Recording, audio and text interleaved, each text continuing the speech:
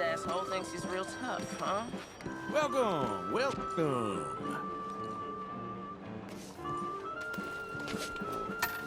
Ticket for one, please. The show will be behind in any of the doors beside the booth.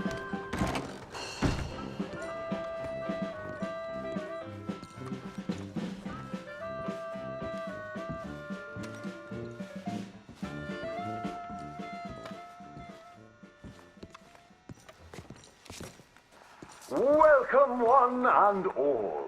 I'm going to take you on a journey around the world to parts unseen by most men. Why, I have traversed the great lands and oceans of the globe and bring you sights and scenes from places far away.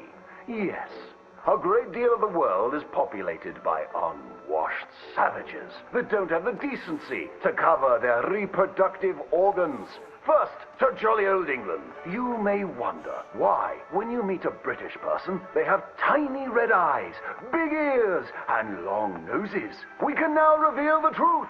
Since the opening of the Underground Railroad system 30 years ago, the entire of London has moved beneath the earth. Just think of the joy children must feel being able to play unfettered by rain or refinery smoke. They are a dignified people, living among stalagmites in their dainty hats. And they have an underground king who worships an underground garden gnome.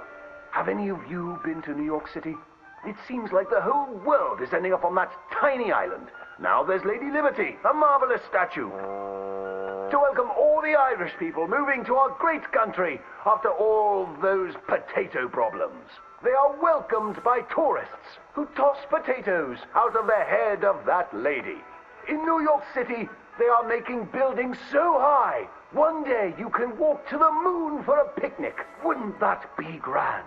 It's true. Now, we spoke of that unwashed statue.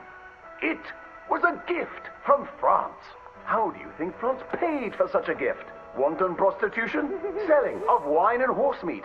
No, sir. I'm here to tell you that underneath the streets of Paris, they have discovered black gold. That's right. And a few years ago, Gustave Eiffel of the Eiffel Oil Company built the tallest oil derrick in the world. Yes, all around Paris, you will find that thick business. It ignites like brandy, which is why so many French aristocrats drink it as an aperitif to aid digestion.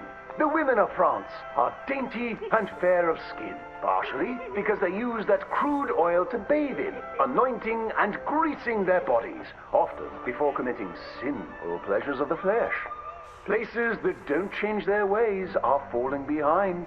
Visit the streets of Italy, and there is literally nobody left. The churches are empty. There is nobody drinking tiny coffees and slurping spaghetti in the streets. The Italians have never been known for good architecture, and their crooked buildings are falling over. Where have all the hairy women and men gone? Where are them Italians?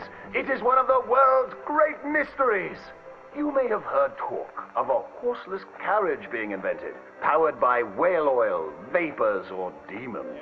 Ironically, that is a myth. What is more exciting, the Germans have developed a mechanized horse that never needs to eat or sleep. It is a marvel of invention and is intended to facilitate the German army when it invades France or Russia in their campaign to spread the gastronomical wonders of low-quality beer, sausages, and sauerkraut. They love cabbage. But other than America, where we have plenty of room, it is so crowded in Europe that they are racing to set up a new country at the North Pole where they can dine on the delicacy of frozen fish, penguins, and polar bears. Imagine a place that never gets hot. You don't sweat while toiling in the field, and ice is much cheaper there. I predict that someday people of all nations will join hands at the North Pole, wearing furs and eating fish. My next adventure will be to visit Egypt, where I hear they live in giant triangles and talk in a Chinese-like language of birds and eyes and squiggly lines. And they worship cats, which is a bit worrisome and unsavory. Thank you, ladies and gentlemen, for joining me on these fantastic journeys.